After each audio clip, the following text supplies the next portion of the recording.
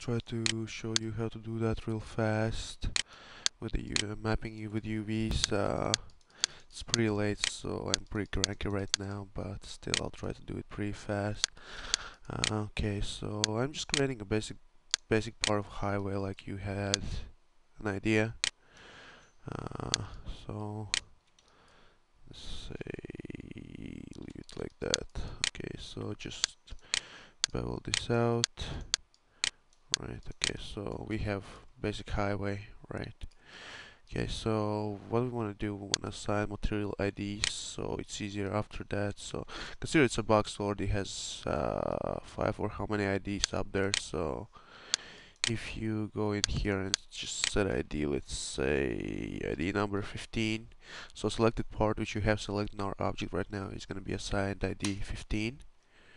Right, so if you go here and let's say deselect that and go in ID select, let's say 15, is going to select only that part. So that will help us a little bit more with the mapping. Okay, so after that what you want to do is, oh, we need to curve this thing, correct? So okay, let's just kick in a couple of fast curves in here. That would be pretty easy to do. Just control points, curve it in here, curve it in here. That doesn't work too good. Let's curve it in the top view. Okay, in here. Okay, sorry I was interrupted there for a moment. Okay, so here's your part of highway. It is a little bit twisted, just how you said. Doesn't really matter, you can twist it down if you want as well. Up and down. Doesn't matter for mapping coordinates. Okay, so let's just convert that back to the poly.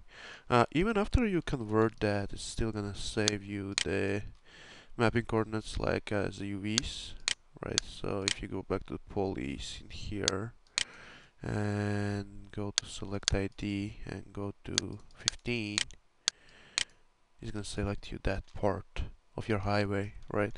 After that, from there on, you just have to create a multi material. Where is that? Oh, double-sided composite multi-sub object. Okay, so discard old material. Okay, and basically we have our number is 15, right? So you just set it to 15 or whatever value you have in there. It's just random number really for me. It is like you just count how much IDs you have already when you're mapping something a little bit more complex. Just go in here and just add a texture which you are planning to use. In this situation, I just create really fast texture on Photoshop. Just a basic road, right? Okay, so if you're gonna display that, go up, right? Okay, and just drop this on here. It's gonna start displaying, but you can see that our texture in here, if you take a look, looks a little bit different. So I basically, let me show you the texture itself. This is basically a texture which I created. So we have our stripes, our lanes here, so, and you can see that it doesn't get displayed properly. So what you can do from here is just select ID 15 and go to the UV unwrap map. Okay, so unwrap UV and just edit this. So basically right here, this part right here is presenting your pretty much your geometry right here. So if you place this properly, just scale it. Let's put it up here. Here we go. If you're gonna put it in here, and you can see that we have lanes there, just scale it down here. Now just adjust it a little bit so it's basically you get the proper lines going in here. It is, you can pretty much adjust it here and watch it on the screen how it looks, and it still is gonna follow the curve because of material IDs on there. So let's just adjust these a little bit, and okay, so this line is a little bit too big. Let's drag it down.